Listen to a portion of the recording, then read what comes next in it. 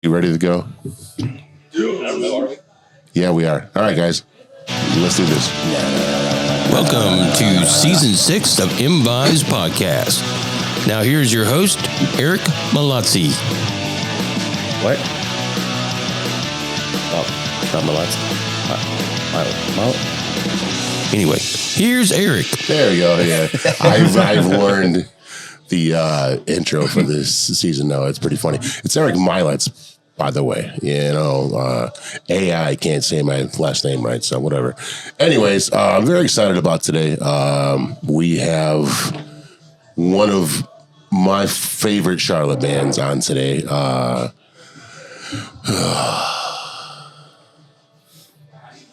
King Cackle. There we go. I love this fucking song, man. This song's just shit. This was my COVID masterpiece. Yeah. I was I felt very fortunate that the boys I was playing this liked for it as well. I was playing this for the guys that had work today. They're like, dude. I'm like, I know. Yeah. Oh, yeah. Good to see you, man. Thanks for having us. I always wonder if it actually sounds like that live, though. Yes, it I do does. too. Absolutely. I do too. As close as we can get it. Yeah. You guys are always on the other side, so you don't hear. Yeah. Yes. So, like, all we really hear is Joe's guitar for Aaron, basically. Yeah. Because it's like all he really gets cues off is, like, Joe. Yeah. So, what we hear is that. Yeah. And so I'm like, that's exactly. right? Is it doing it? Is it doing Yes, it is. Absolutely. So a few things to get to before we start talking to King Cackle. Ernest and I have been busy. We've seen... Actually, were you at any? No, I was at all those shows without Ernest. So actually, it was just me. I went to see Kraftwerk last Monday night at.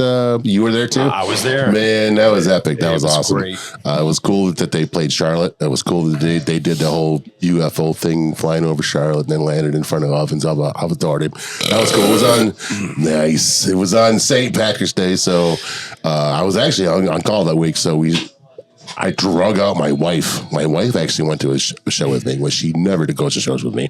Wow. And I was like, this isn't punk, this isn't metal. It's something you would probably like. So, actually, I bought those tickets the day before for $16 a piece. Nice. On stuff up. I was like, fuck yeah, I guess we're gonna go see Kraftwerk. Yeah. Real quick, where were you in the audience? Because I paid $105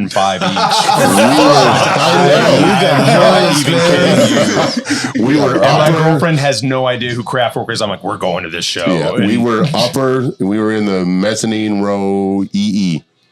Like fourth row from the top. That's got about ripped where I off. was at to see Ghost at Ovens a few years back. That's a good seat. It is. It's not a bad seat. Yeah. We started here at Tommy's, and then we went to the show, and then we came. Actually, my wife's idea was like, hey, let's go back to Tommy's. I won't say no to that. So we came back to Tommy's. Yeah, we came That's back a to good Tommy's. fucking day when that It happens. was, yeah, isn't we it? came back here, and we got, we woke up Tuesday, both still fucking drunk. We're like, oh, shit. We gotta As you work do. today. I might have even seen you because I pre-gamed here. Did you? Went to the show and then came back here we and then went down did, to Surf In. Yeah. No, I saw on from some scuttlebutt from bartenders in the neighborhood too. Kraftwerk apparently went to Smokey Joe's. I heard after about that. show and watched the Bluegrass Pickers Yeah. night. Yes. And they were hanging out, fucking watching all the local fiddlers. Literally That's cool. everybody Fuck I that. Yeah, talked to awesome. They was went like, right we're all around going the to corner Smokey to Joe's. and Yeah. watched the local pickers. I That's missed awesome. out. Well, no, that's where can I get a $5 shot? Yes. No, like they apparently asked about where's their local music. Like, they went straight for it. Who was telling me? I think Jeremy was telling me. Jeremy Brady was telling me that his friend who bartends up there was Neb was the talking one to him about bluegrass, and he's like, "Oh, they're speaking in German." He thought they were And he's German like, "Oh fans fuck, this is for Kraftwerk." Kraftwerk, and it was actually Kraftwerk. Shit. He just had these guys with German accents who were asking him really like in-depth questions about the local musicians. He was like, "Oh, this is cool. They must have come to see Kraftwerk." And then someone was like, "No, like That is Kraftwerk, hold up a yeah. picture of the band on stage." I was like, "That's them, buddy." They didn't see him. Dankeschön for the course banquet. Yeah. We love the fiddles. And They're changing colors in front of you. a few days later, on that Thursday night, I was still on call, and I just said, "Fuck it, I'm going to go." And I went and saw Crenshaw Pentecostal with Wild Green at the Milestone. Both bands have two of my best friends in the world in there. So Jeremy and Pete, they both play in those bands. liked that week because it was a week of shows I wouldn't normally go to. I was going to say, what did you think of Wild Green? Because I've I been like wanting them. to see them. It's kind of like a Fountains of Wayne feel. I don't know. That's kind of what I've been getting off. Power pop yeah. type deal. Yes, yes, Okay. yeah. So I mean, that like, makes sense if they're playing with yeah. Crenshaw. And I love that Pete is up on stage in drums, wearing his shades, just no emotion chilling on his it, face, yeah. just do. Get it. Yeah. Oh, wait. Get it. You're right. You never stood a chance. And then a cigarette butt? this past Saturday, me and my boy Brent drove down to Columbia and saw our friends in Razor Grave again, and a band that headline that came back together. That's a low southern thrash band called X-Hoarder. Oh, hell yeah, they're back together? Yes, Fuck yes. they Band played. Pantera ripped off. They played the new Brooklyn Tavern in Columbia, and I still can't hear. So it. the new Brooklyn Tavern, right? Yes, Yeah. yeah. How's that? I haven't been there yet. It's better than the old one.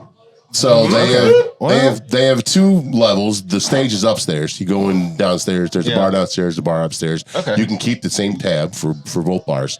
That's sick. That's Is there awesome. still a back alley with taco trucks? There is a back alley, but there's no taco trucks. Boo. Yeah, no. That was the best part about the You old New can't Brooklyn make was that. the taco trucks in the You back can't alley, just man. Will the taco truck into existence? I totally can fucking will a taco Anyways, truck into though. existence. X-Order, I still can't hear right from that show. I keep telling myself to buy those fucking ear plugs, but I just don't. I can't come to I buy bought them. some ones recently, and then I thought I lost them, and it turned out they were in Aaron's like cymbal bag or something like that from that Milestone show. That's and I was freaking out because they were like they were like $150. Oh, wow. And I was like, fuck it, I'm gonna drop. You know, like my hearing's not what it was 2 years ago, but you can adjust the decibels on it. So if like you're in the crowd, kind of cut everything out. If you're on stage, you can bring them back so you can still hear yourself. Okay. So like as vocalist and everything, it's fucking important. Yeah, But I mean, I is. recommend them. Yeah. when Yeah, we were when I packing remember up, the name of them, I'll tell you. Yeah. I mean, I was going to buy like a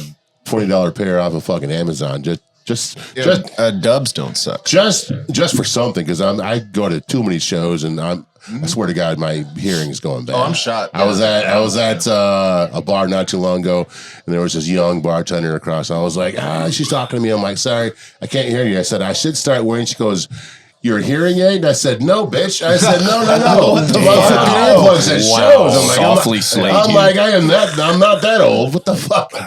no, I have like Why are bartenders the disproportionate- most aggressive human beings alive? I don't know.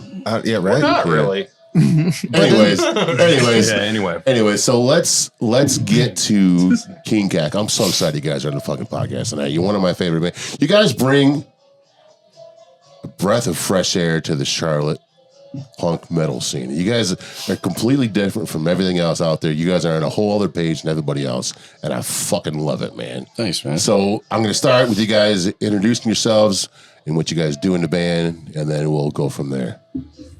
Start with Joe. You know Joe. I'm Joe Nelson. I play guitar and do vocals. Yeah. My name is Aaron Rogers. I do drums. And he also plays football. Or used to play football. Not that guy. Once upon a time. Yeah. I'm Dan. I play guitar. I'm Justin. I do bass and occasional vocals. Is that a burp? Was that a fart? No. That looked like a heart attack. That was a... Little column A, little It column was B.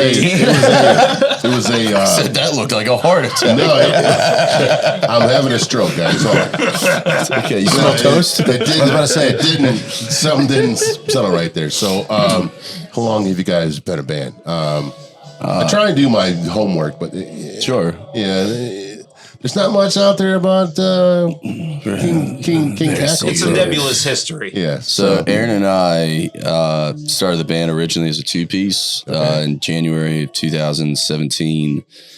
That grew into a three-piece and then a four-piece. A guy named Doc Caines joined us for a little while. He looks like the Zigzag Man and still does to this day. That's awesome. We love Doc. Hello, Doc.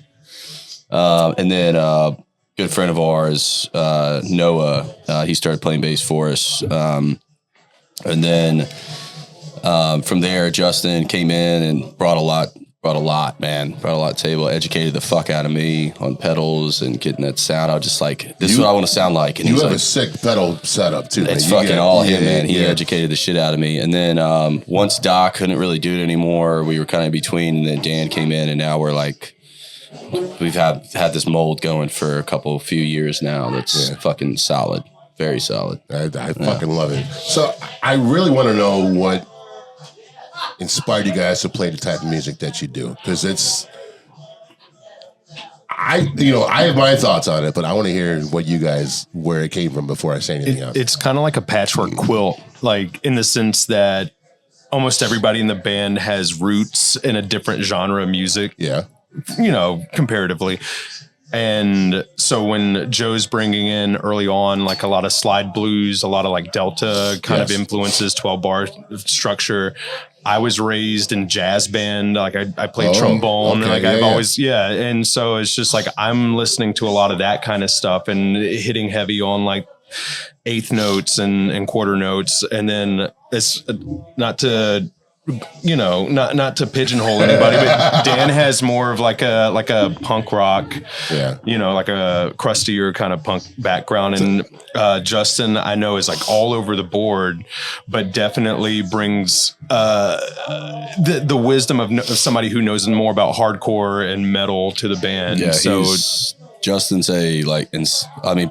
both Dan and Justin, I would say, are like encyclopedias for heavy music. So am I. And we should probably hang out more often then.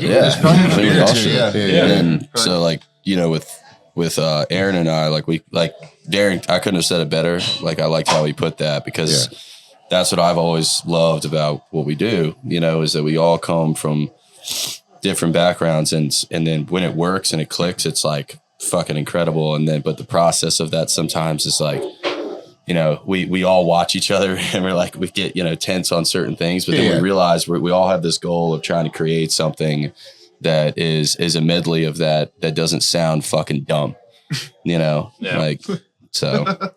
At any point in a King Cackle song, the parts you're hearing from each individual person is exactly what we wanted to play for that, regardless of any kind of template we were setting down. Everything we do comes from organic jamming and song structure. And a ton of beer and a good amount of weed. I was going to say, there's probably a lot of weed. There's a lot of like deep metal, it gets riffs in that shit, man. It's fucking amazing. I love it. And we all also play in different tunings too. Yeah. So there's no like synchronized parts that we have to lock up on unless we want to. Otherwise, we're all free to play whatever we want. You guys could do a metal band and sound like a metal band and do metal shit, but his vocals. It sounds like Tom Waits has a bad hangover. I wouldn't say he has a bad hangover. I'm saying, you trying to be hard, dude? Yeah, no. A little bit. I want to see if you shove up there, boy. God knows I fucking need it. I will get you hard on a podcast. Speaking of Tom Waits, I saw a video today of like him doing interviews with people, and they're like, Tom Waits just probably schooled like 10 damn people on interviews, and they're like, why do you sing? He goes, well, it was either this or I'm an HVAC tech. And I'm an HVAC tech, so I was like, fuck, I fucked up. That's awesome. Tom Waits owning interviewers is probably one of the like a fifth of my YouTube viewing. Not even shit. Like, did you fuck the bottle in front of me instead of a frontal lobotomy? It's probably one of the best quotes. Yes. Did you fuck up, or are you one step away from being Tom Waits? I know. That's the way to look at it. I like to toe that line. Well, it was like you certainly have the voice for Tom Waits. I figured out like I always wanted to be able to sing like high, because all the rock and roll legends and shit, and everybody could sing high, and my voice just did. I don't know if it was just started smoking when I was 13 or if that was what it was, but I couldn't, So I was like, all right, well, fuck it. I'll go the other direction and see if I can do that. And then learned how to sing, heavier music and stuff like that. And kind of transferred. I went through this little period of time to where I got, I was going down like a huge rabbit hole. I was doing a decent amount of drugs, and I was going down a pretty big rabbit hole of Mongolian throat singing. And I was like, I gotta fucking learn how to do that. That shit's sick. Still haven't really figured it out, but tried to do it. I think you have, man. I don't know. Did you listen to The Who? I love that band. Yeah. I love the Hue, not the Who. The Hue, yeah. HU. I always the HU, not WHO. The Mongolian band. Both bands. Both are good. Yeah. Goddamn Mongolians. John Entwistle was the shit, though. Yeah, John Entwistle ruled. Yeah. The Who was kind of. I love the Who and I love the Hue. I love them both. Yeah. So we saw the Hue open for Megadeth, and we saw them open again for Iron Maiden. So yeah. Do they have like a really elaborate setup when they do So, those yes. tours? Like Well, I would think like it was funny. Take the whole stage. That's what I was thinking. Yeah, awesome. When we saw them open for Megadeth, there was a lot of stage. There was a lot of room. Yeah, there's a lot of room So to they spread had out, everybody. It was like spread out. When they opened for Iron Maiden, it was kind of condensed down. Well, because Iron Maiden sets up 3/4 of the stage, and then you have to perform. Like I've seen Iron Maiden twice, and it's like the bands that have opened for them have had to perform in front of there was, it was a very condensed down stage for the Who when they roughly how many members are there in the Hue? I thought there was 12, but technically it's 2. I think I've only seen them Ernest and I videos. talked about it. There's like 8, but still, yeah. Do they have like Mongolian like go-go dancers on stage? No, with there's them no and shit? Mongolian. What the fuck is a Mongolian go-go dancer? I was Joe? thinking like when you see it, you'll know. It'd be like a heavier Mongolian version of like Parliament. You know, they got like Mongolian dancers on stage. There's like fire and shit. And Okay, so just Funkadelic? Yeah. So just Funkadelic? Yeah, be fucking sick, man. So what you're suggesting is we give Mongolians PCP. Well, what I'm suggesting is we go to the titty bar after this. Okay. Wait, no. Why? All right, I'm in. Fuck yeah. There we go. I don't have plans till Saturday. I'm good. I got to work tomorrow, so Yeah, same. I got to work in the morning. This weather's put me on a tear. I do. I also have to work tomorrow. I got me fucking Gaffney. Do all you guys have regular jobs? Unfortunately. Yeah. Yeah, sure. It's very rare to meet Until rock and roll pays. I can't remember who said it, but if most musicians have a job, the ones that don't probably have a trust fund. Yeah. I like They that. have a Without casting Mom and any pop, shade. yeah. Casting any shade, somebody is backing you if you can. I'll cast that shade. Oh, dude, you know. Yeah, we can guess that. Flop it on the table, buddy. But I know motherfuckers who've been touring for 30 years, selling out places all around the world, and they still still work at have a day Domino's. job. They still work, They yeah. still have a man. job as a programmer or something. Since we're on the topic, I just saw that Gary Busey's grandson has Holy a shit. punk rock band. I saw that's that. touring Just right like now. him.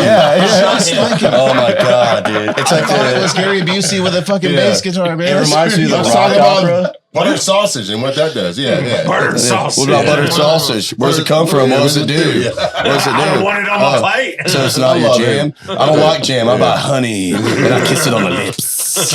How about I go to your mom's house and start a small fire in her panties? Dude, oh my god, dude! man. I watched. Hey Joe, do you see that little White sheep? that little shirt on the wall, way far away over there? Don't you fucking do Don't it, you see? Dan. You see It's that? bright Don't you orange. do it? It's bright orange. It's right next to your mom's house. God damn, that's where I was. Yeah, that's where your mom lives, bro. Yes, I was watching Black Sheep the other day, and that scene with Gary Busey living in the middle of I fucking love woods that is shit, so dude. good. School bus. I love that shit. God damn it, man. How do we Rest get him in to the King peace. Cackle show? He's dead, isn't he? Chris Farley. No, I'm sorry. Oh, Farley is. No. Yeah. Fuck no. Gary Busey Busey's ain't still dead. alive, Yeah, right? he's No, still kicking. he's still alive. How do we get Busey to a King Cackle show? Yeah. We Jesus open for his Christ. grandson. That's what we do. Wait, you guys are open? Wait. No, he asked the wait, question, wait, how do we wait. get him to open? Or how we get him there? Like, yeah. You know how he got fucked up? I would like to hear It's a that. motorcycle accident. That's correct. Yeah. Fuck yeah. Yeah, he Really. fucking So he shattered was- his skull. They Well, it scooped goes his farther brains than off that. the highway. So he was on his way to a like a council meeting because they were trying to enforce helmets, like helmet laws for No shit. motorcyclists. Wait, hang on. Yeah. And he fucking wrecked on the way there and cracked his fucking head wide That's open. That's fucking how he went up all ironic, dude. gnarly. What the I did not know that Wait, detail at all. that's Yeah, And that's why he's crazy now. Because he was normal before that. No. That's Why? one of He those was ones always that's more crazy. normal. He was That's- always crazy. That's Did you when see the buttered Point Break? sausage came into effect. Now he's more fucked up. Yeah. Did you see Point Once his Break? brains went out there on the highway, that's when he got a little. That dude told Keanu Reeves to give him 2 meatball sandwiches for lunch on the job. Like, you think he was normal? I love the Family Guy episode of him or whatever. He's staring in the mirror and he's like, "How you doing, Gary? You look great." And he's like talking back to him. It's like a flaming skull just screaming, I feel fine! It's so fucking funny, man.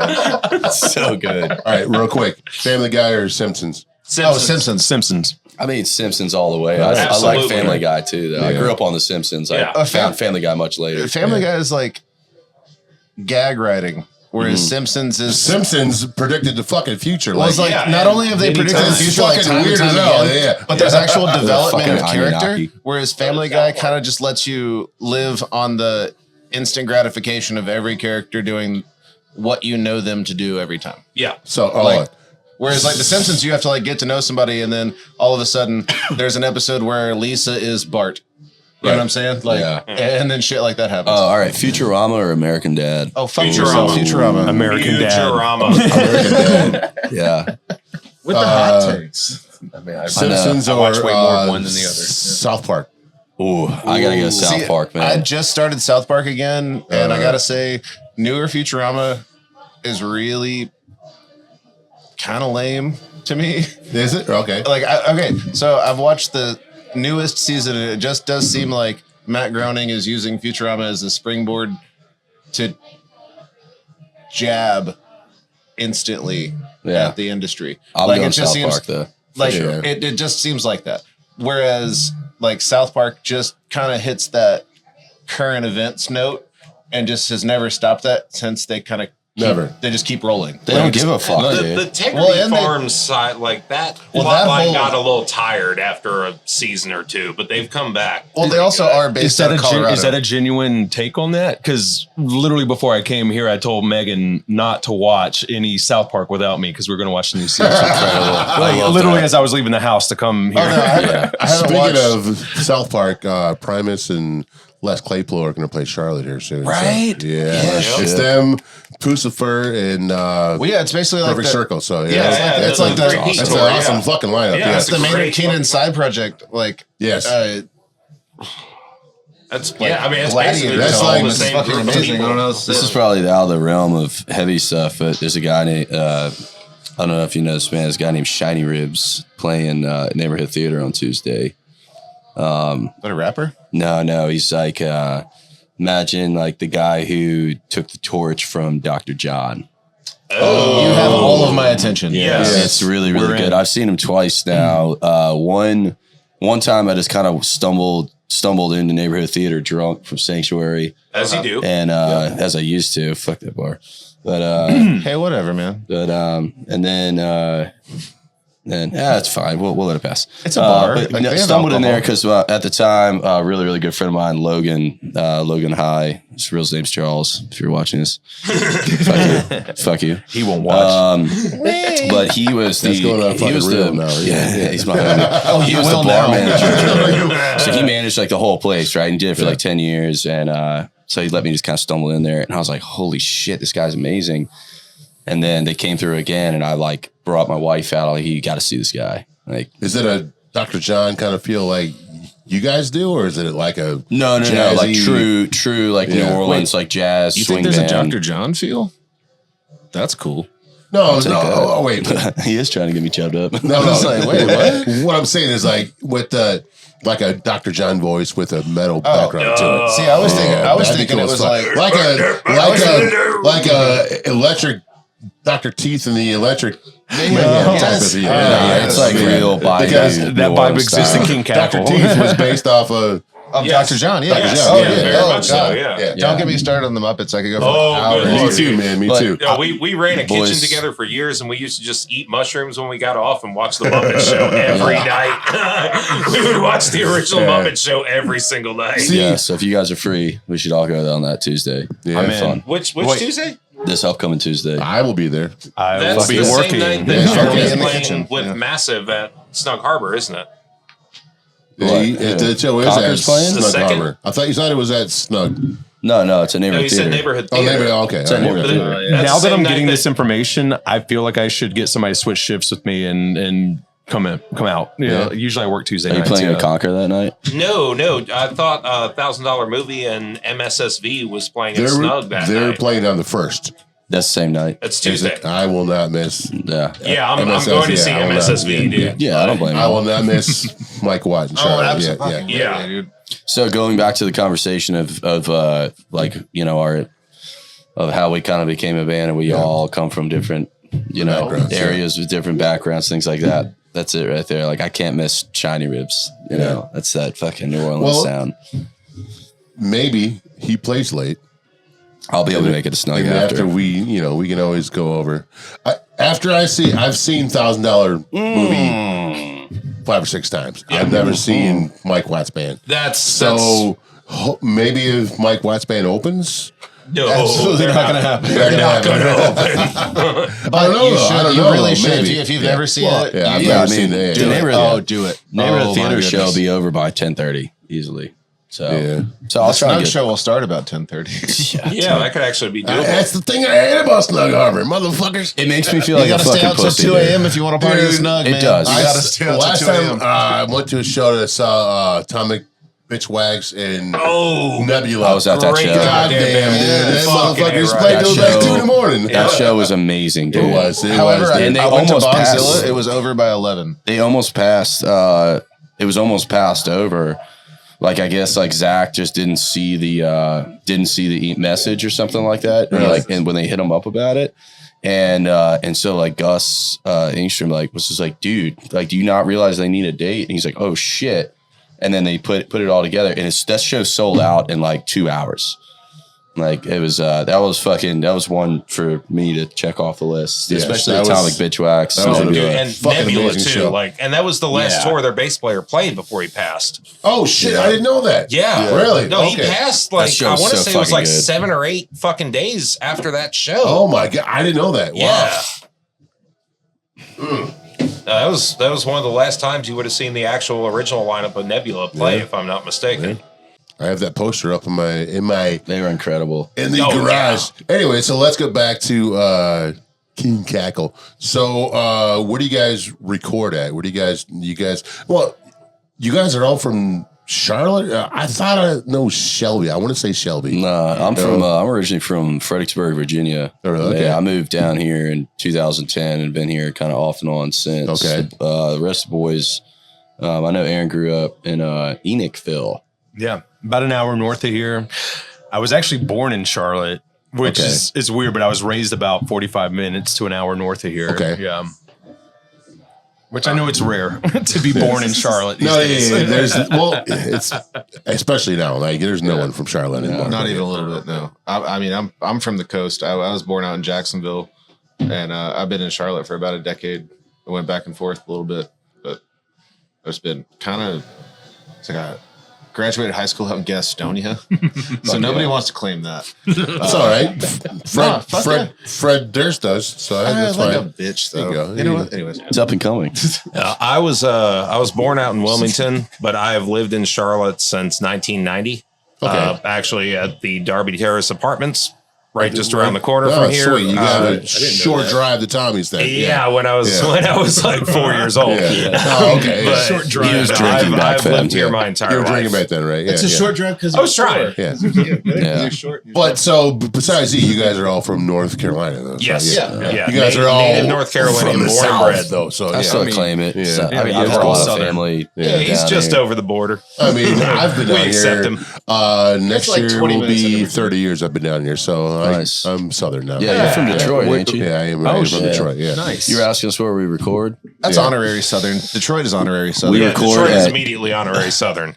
We record at Dead Peasant Studios with Brandon Hamby. Just want to make sure. It's actually called Elkin Sound Studios now. Oh yeah, he changed it. Yeah, it's professional now. It's Elkin Sound Studios. Dead Peasant, dude. Yeah, I bet he's got a Dead Peasant was back in the day, dude. That was like the old fucking Monty Python jokes. It was Dead Peasant when we recorded. It's really a flesh wound. It was, yeah. Yeah, but that was like when he first started at his grandparents' fucking farm. That was what it was called. It's awesome. He does a great job, and a lot of local people. Where's that at? It's up in Elkin, like foothills, up towards the mountains. Yeah. Right. It's about 90 miles from here. Okay, just straight up 77. Is it a nice, quiet, like a farm or anything? Or no, so he lives in a neighborhood. He's got like the first house right off a main road, and he's got a killer set up in the basement. Yeah, he's like soundproofed everything, and he's taken his like storage area from underneath the stairs and made that like a vocal booth, and so. It's like a big split level house built on the side of a hill. So there's a lot of weird like structures that go down in the basement levels of the house, and it's all a studio. Just put the lotion on. And then there's a whiskey room too. Yeah, he loves his whiskey. I forgot about that. Yeah. When we recorded our first EP, I don't think there was a moment that we didn't have some type of alcoholic beverage in our fucking hands. That's fucking awesome, dude. And then we took all the. you know what though? I'm sorry, you can hear it in your music. Yeah. I hear when I hear you guys' music, I hear bourbon and whiskey. Yeah. That was there. Yeah. That's what I hear. That was there. Yeah. That's our main sponsor is bourbon and whiskey. So Dan realizes, Dan's the tallest one out of all of us, and he looks up at the ceiling, and there's these like screws hanging out. Oh shit! And Dan just starts taking all of his beer cans with the tab on them and starts hanging them up there. So and then dude, there's like I had this obsession with peach twisted tea tall boys at the time. And that was like the only thing that could bring me back to life from a hangover. So there was like all of those hanging up there, all of Dan's tall boys. So I go back up there with a buddy of mine, Johnny, to record some solo stuff with Brandon maybe a year and a half later, a couple of years later. And I walk in, I'm like, are you fucking kidding me? And he goes, what? And I was like, you kept our decorations? And they're all still fucking hanging up. I don't think he noticed. I literally when I saw Dan doing it, I just started doing it also. Well, there's all these nails in the fucking rafters. Yeah. And so you just kind of get like you finish a beer and you don't want to litter, so you don't want to put it on the floor because like somebody's playing drums or guitar or some shit. You just kind of like hang on the ceiling. Yeah, it was fun. Maybe you guys' recording session made something to him. Like maybe he really no. Yeah. I mean, I don't give us that much credit. We were all hungover. Yeah. I had the lady at the ABC store in Elkin fucking judging me by Sunday morning. Oh, yeah. Weird. It was absolutely I think weird. everyone we encountered in Elkin judged us at some point or another that entire weekend. Yeah, I tried to tell a cookout Oh, the lady at employee. cookout. Yeah, the girl at cookout. I tried to tell a cookout employee that she shouldn't be working there and she should be a double major for You should get biology everything and you chemistry. deserve and quit this You job. literally said Yeah. chemical engineering, and she looked at you like you were nuts. She was pretty. He had like 18 hours in the vocal booth that day. I really wanted. He was in a state. I want to hang out with you guys outside of the Hang out with us podcast or a anytime, show. man. Yeah, We're hang around out with us us. See what anytime. goes out. I want to know where your background from blues came from. I'm feeling I know, but I mean it's got to be deep. So Fredericksburg, where I grew up, is a bluegrass town. There's a shop there called Picker Supply that's been around for quite a long time, and they would always let me go in and just dibble around on things, and then they'd let me play out front a little bit.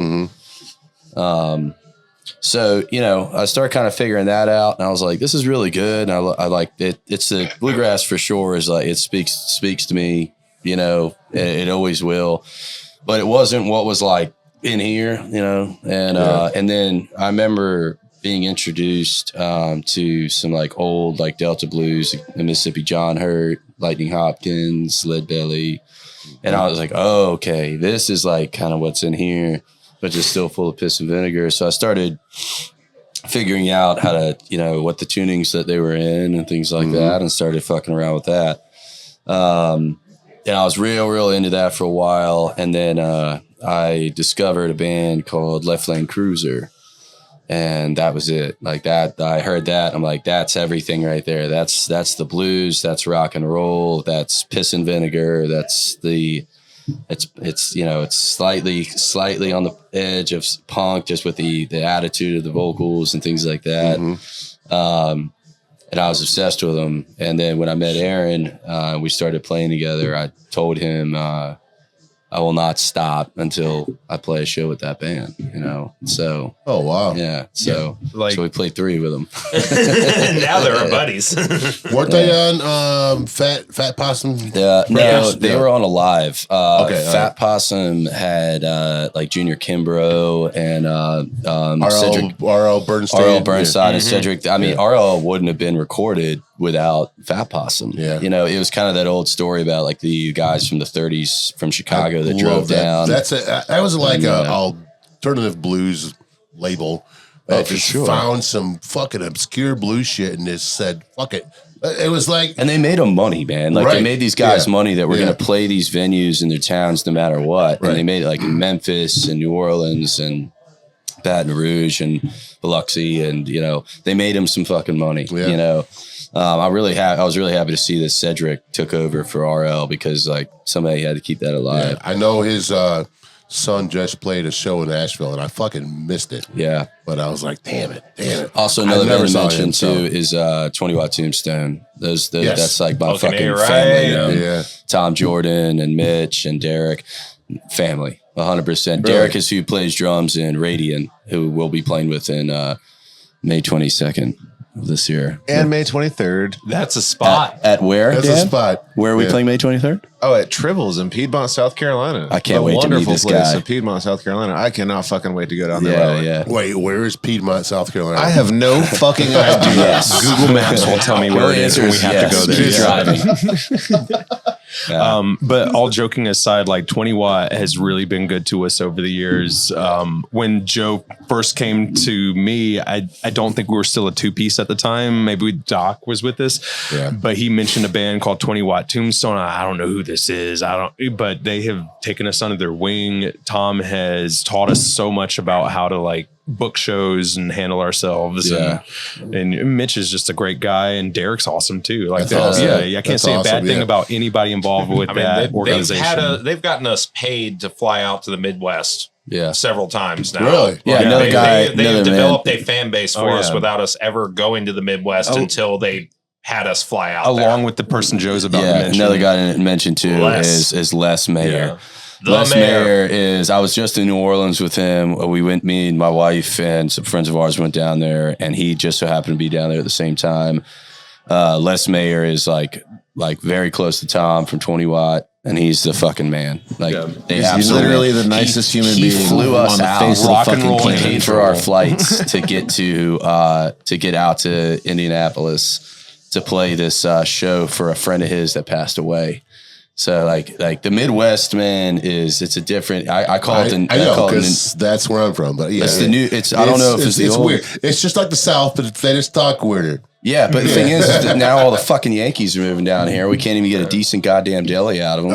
They're like, the Midwest is the new Dixie. It's the new Dixie. Since we're on the topic, like going to Wisconsin for the first time, for me personally, being named Aaron Rodgers, that was so funny. Everybody he was still actively playing for the Packers. I'm sure you didn't pay for one fucking drink that night. I was going to tell. Yeah. Like we walk into the show that we had that particular weekend at this festival at was the Office Bar. Big biker bar in Wausau, Wisconsin. No, I was in Indianapolis. Tom's Office Bar was the one. That was Pollock. Tom Jordan's wife announces to the whole bar. Who said a Pollock? The Pollock Inn. Oh, that's the name of the bar. You can say that. Yeah, it's not us. I'm Polish, so it's. But so's my wife. Tom Jordan's wife, Allison, announced the whole bar. This guy's name is Aaron Rodgers. I had like 5 shots show up. It was June, and there were dudes in Aaron Rodgers jerseys just hanging out at the bar. It was great. But it was also Wisconsin, so these shots were like little teaspoons in fucking plastic cups. So it was 2.5 shots. That kind of threw us at first. Wait. Give me my get. It's good you weren't in Chicago and drinking Merlot. Yeah. Oh, we love Malort. We drink that here. We drink Malort today. You guys don't like that shit. You're all fucking liars. No. You're all full of shit. I'll do another one right now. I will show you. Order one. No. Malort. Order 3. 4. No, I'm good. I will tell you this though. I discovered Rumpelmans in Wisconsin. Yeah. That's it. And proceeding with Rumpelmans and Spotted Cow, I pissed on a church.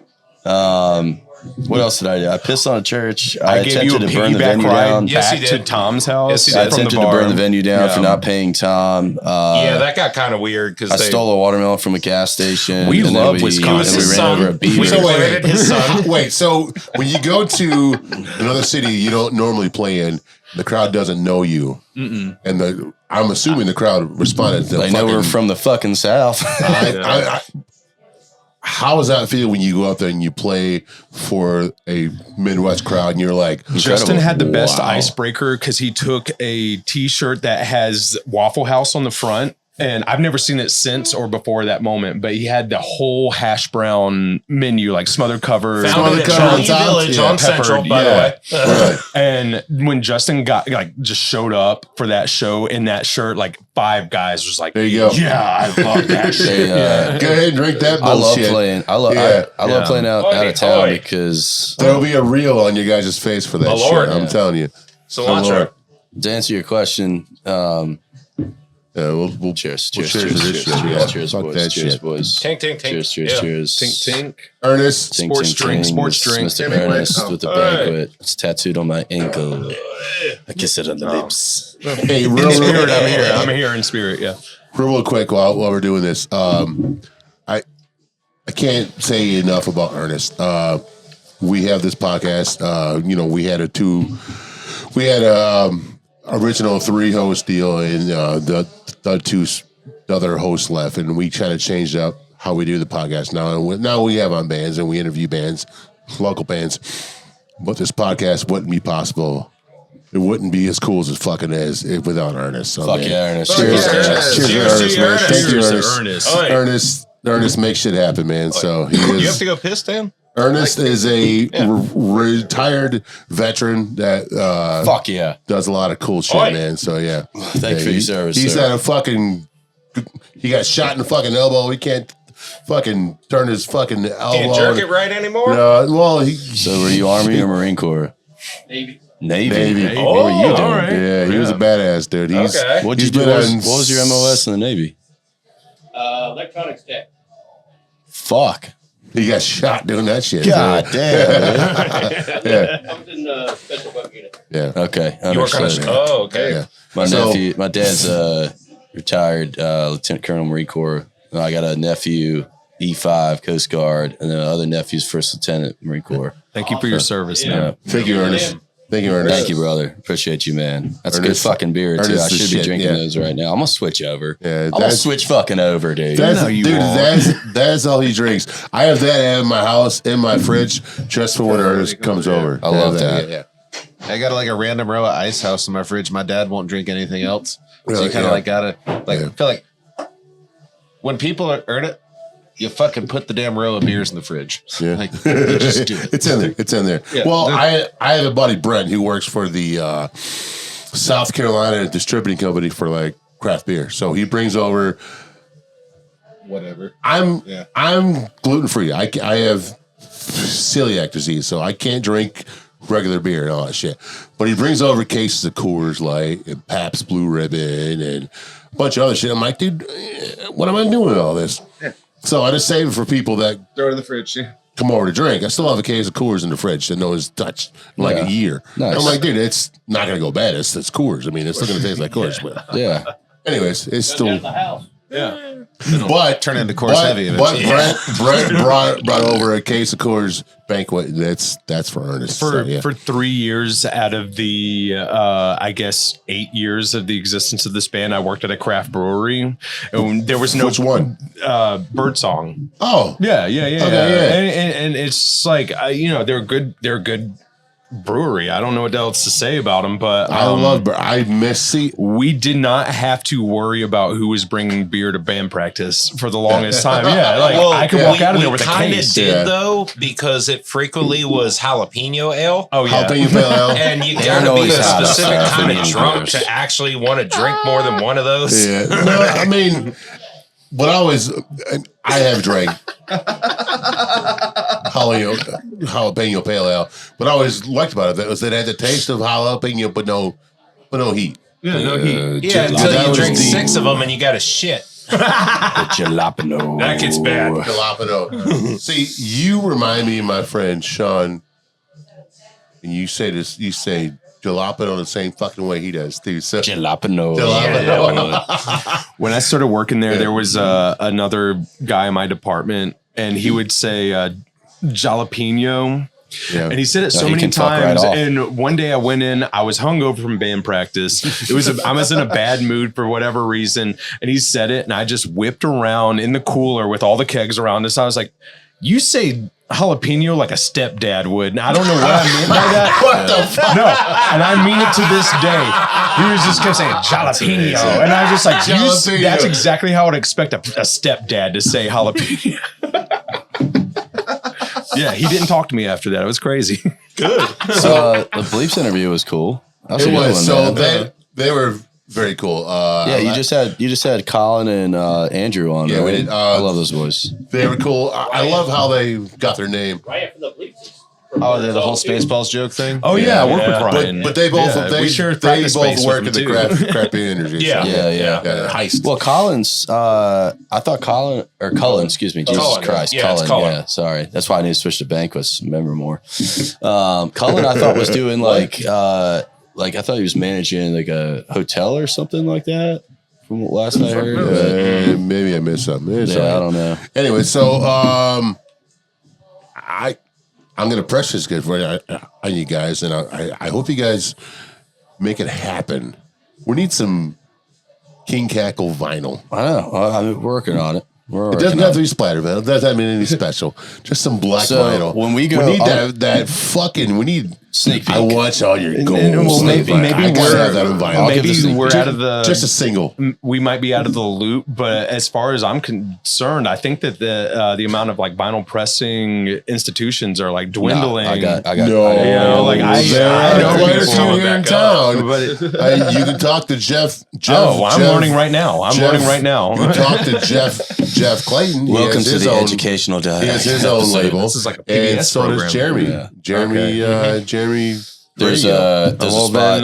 We need to make it happen, Captain. There's a spot in New Orleans that I know about that I'd really like to press vinyl there because they do a lot of like dyeing, and so meaning that'd be cool. Yeah, it's epic. It's insane. So the plan right now. What I'd like to do is, and I hope everybody's in agreement with it, but I want to get these next like 6 to 8 songs recorded. And then we're going to press vinyl, and it'll have the original EP on it with these songs, and it'll be 6 on 6, on each side. And then that'll be awesome. Actual full length. Yeah, exactly. Yeah. Exactly. Yeah. We need it. And so these songs too, the ones that we'll be going up to record, they're I like what we've been doing lately because we've written a lot together versus before where it was like I wrote the majority of it, and then of course the boys wrote their parts to it, and that's what made it sound the way that it was supposed to, right? But these ones we've written together, and I think that that's something very, very special. So but these ones are very, very much more like straightforward, like I think we can get in there and we can knock them out. There's nuances and things like that, but it's all about like just kind of trying to punch motherfuckers in the face. Would you have to travel down there, or could you record it up here? And no, we do it with Brandon again. We go up there. As far as mastering goes, I think Justin's got he's got his wheels are turning on on who we want to master this one, and I'm gonna just let him, figure that out, and, but yeah. And then once that happens, we'll get to press it. And, then, once hopefully that all of that's done by, I'd say probably spring of 2026, theoretically with the time frame on return, like the wraparound time on vinyl. And then from there, I'll max out my, I want to max out like my PTO, and then we'll fucking hit the rim. We'll hit the rim. You see, I've been with my company for this year will be 15 years, so I don't quite have my 5 weeks yet. But I got 4 weeks started in January. I got like a week and a half left. Yeah. So I got the same, man. I got burn it up. I just do too much shit. Yeah. I get front loaded 4, and then but I can carry over 40 hours, carry over a week. Yeah. So I always try and stash it, but it ain't gonna be like that this year. I got fucking all over the place this year. So I know you guys have a show. This won't be out before this next show. You guys have a show this Saturday with Cancer Slug and our good friends No Anger Control. Yeah, very such a good band. Tiff is a very good friend of ours. And then you guys play again. I know we talked about it earlier, but plug it again. after that? So we got May 22nd at Snog with Radiant and Fireblood, and we're going to carry down with them to Tribbles, where we've been wanting to play down there for a while. It's in Piedmont, South Carolina. Good friends with 20 Watt Tombstone and Tom. Okay. I've heard crazy ass stories about this guy. Like, you think you're a redneck until you meet fucking Tribble. So I'm looking forward to playing that spot. I heard the sound. It sounds great in there. So cool. Yeah. So this is the part of the podcast. I told him about it. You guys are going to be blindsided by this. Normally I ask for 3 of your favorite covers, but today I'll just do one from each of you.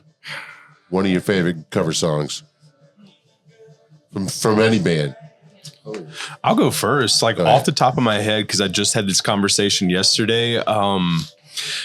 And Joe Cocker, obviously Mad Dogs and Englishmen was a live album, but his cover of The Letter, originally by the Box Tops. I know that's not what anybody was expecting. No, but that's deep. I literally was having this conversation last night with somebody at the bar I work at, and it's just that might be my favorite cover of all time, because I've heard it so many times without ever even realizing it was a cover. Joe Cocker's entire career was covers. I agree with. But still, that's why people. But he did so many. He killed them though. Every cover he did, so I saw some people talk shit about him, man. He was so good. Yeah. I mean, the dude just crushed it every time. Yeah. I remember my mom always telling me it was one of my parents' first dates, and she couldn't believe what she was seeing. My dad was into Joe Cocker. My mom had never known anything about him before that show, and she was just like, I thought the man was having a seizure for half. He's just into that shit, man. It's anybody that's into country music, if they realized how many Waylon Jennings songs and David Allan Coe songs were written by, Dwight Yoakam and Chris Christopherson. Yeah. They were, that's technically a fucking cover, Chris man. Christopherson. I know, man. Chris wrote so many country songs. He was fucking unbelievable, man. DAC wrote a bunch of those songs too. Yeah. A bunch of other people's songs were DAC's. Correct. Yeah. But he covered a lot as well. Yeah. It was I think Dwight Yoakam was kind of, to me, I think that he was the king of helping those guys out and everything. Yeah. And Chris. That actually ties in. Now it's y'all's turn. So actually that ties in pretty good. So my favorite cover is, it's a Warren Zevon song, but it's Dwight Yoakam's version of Carmelita. Oh yeah. And so where it's just Dwight Yoakam all dope sick with a guitar and another guy behind him with a violin, and they're just doing this saddest ever version of Carmelita. It made me want to play music. I mean, it really did. I love that. But other than that, I would have to say, Come On Feel the Noise. Quite right. Because now they because the original version sucked so bad. Slade was the original. Slade was Dwight Yoakam is a lot like Joe Cocker. He put his own twist on those. On everything, the cover songs. Well, that and so I tried to learn the song years later, found out it's a Warren Zevon song. There's no chords or tabs or whatever the fuck for a Dwight Yoakam version of that. So you got to learn the Warren Zevon song. And the chord changes are slower because if you've ever listened to the original, it's very piano driven or whatever the fuck, right? No, it's percussion. Because it's Warren Zevon song. But rest in peace.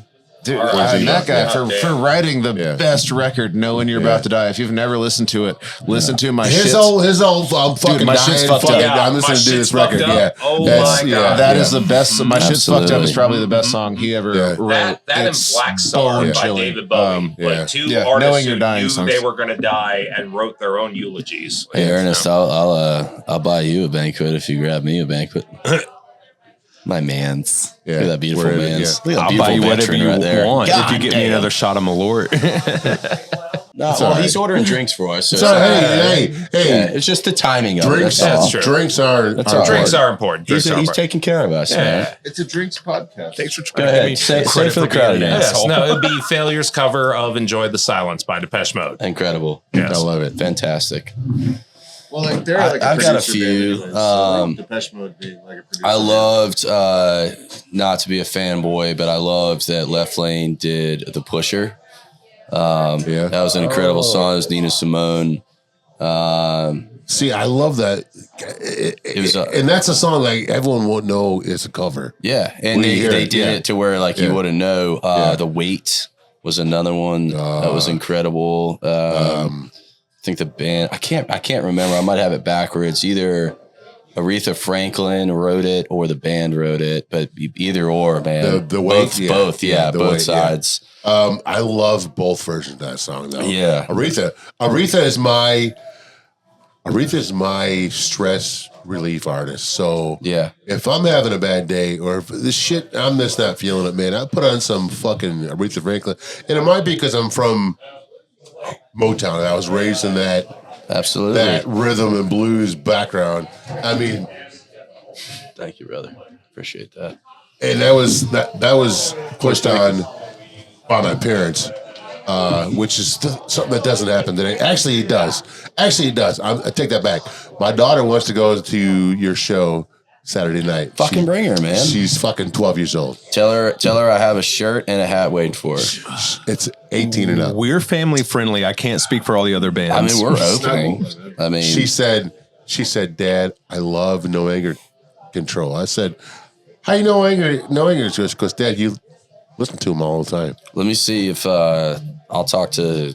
You're gonna be with her the whole time, right? Is your wife coming out? No. Okay, it's just me. I'll talk to Burns and see if that's a reality. She's 12 years old, so because that's like the crossover, like 15, 16 or whatever. Then they're like, all right, like I remember being 15, 16. I'm gonna try and steal fucking drinks. No. She'll. But 12, she wants to experience what I do so badly. I took her to a show at the Rooster.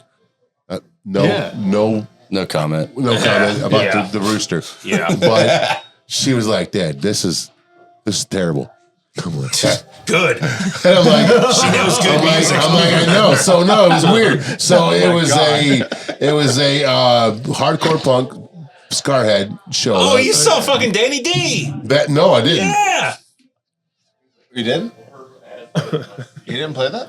Yo, if Scarhead was playing, Danny was there. But was the guy that rapped? Danny Diablo? Who's got a vape? No. We fucking left. Oh. No. I took her to the show. The opening band was I don't know who the fuck. Oh, it was Squirt Vial, which is why I haven't took her. Squirt Vial is who we played with the one time we went to the Rooster. I took her there and we saw Squirt Vial. We fucking walk in, he takes off his pants, he's in his underwear. I was like, yeah, whatever. Yeah. And then it was like some Christian metal band that played next. Whoa. And I was like, wait a minute, what the fuck's going on here? And then there was some guy who came out. God, and we're mad about it. There was somebody who came out and rapped over his laptop. And then there was another metal band, and she goes, Dad, this kind of sucks. I was like, yeah, I agree. She's a smart girl. Well, at least she gave her an authentic experience. She got the real Gastonia experience. If we can get your 12-year-old daughter into our show and she enjoys it and she wants any of the merch, I will personally cover the expense of whatever that merch costs.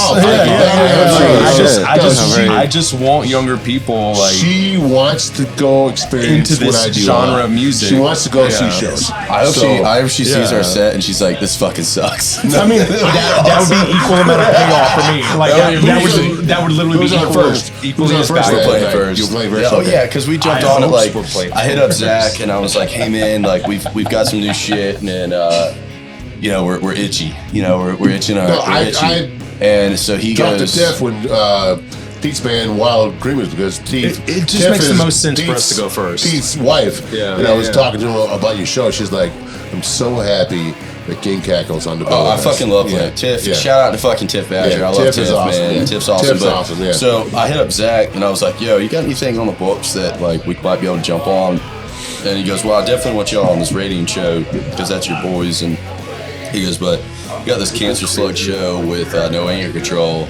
So I mentioned it, and I'll never say yes until I talk to the boys because obviously for scheduling, but just also for the purpose of like, do we want to play the show? And this has always been republic, man. Like it's always been like everybody's got to be in full agreement, and then we settle,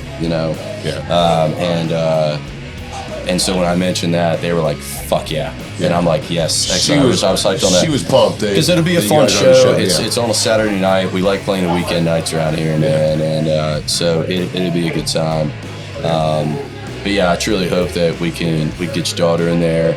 We'll get her some merch and stuff like that. I hope she hates our fucking band. No, she'll probably love you guys, but she really wants to see No Anger Control, and she loves Steph. So. Rightfully so. Yeah. Rightfully so. Rightfully Very so. true. Yeah. She's like, Dad, I really want to go. I'm like, are you fucking serious?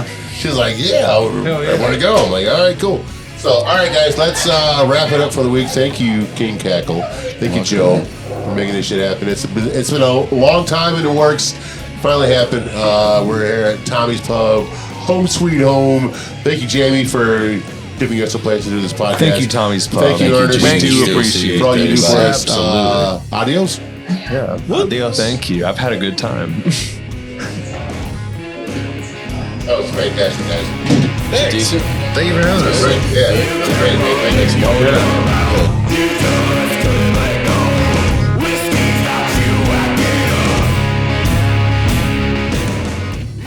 A huge shout out to our gracious host, Tommy's Pub. Located at 3124 Eastway Drive, Tommy's Pub is a small neighborhood bar that's big on music and community. Go to Tommy's Pub's Facebook page where they regularly provide updates about upcoming events to include weekly open mic night, karaoke, and live music from some of the best up-and-coming bands in the Queen City. Thank you, Tommy's Pub, for hosting ImVibes Podcast. Thank you for listening to ImVibes Podcast, home of good music, good libations, and good vibes. Please like, rate, and subscribe to ImVibes Podcast on your favorite listening platform. Follow us on social media and subscribe to our YouTube channel. All are at ImVibes Podcast. ImVibes Podcast is in need of sponsorship. If you'd be interested in sponsoring the show or just an episode, email us at imvibespodcast@gmail.com for more details. Email us at imvibespodcast@gmail.com if you'd like to be a guest or have an idea for a guest we should interview. Opinions and views expressed by guests are not necessarily the opinions or views of the ImVibes team or BWM Productions.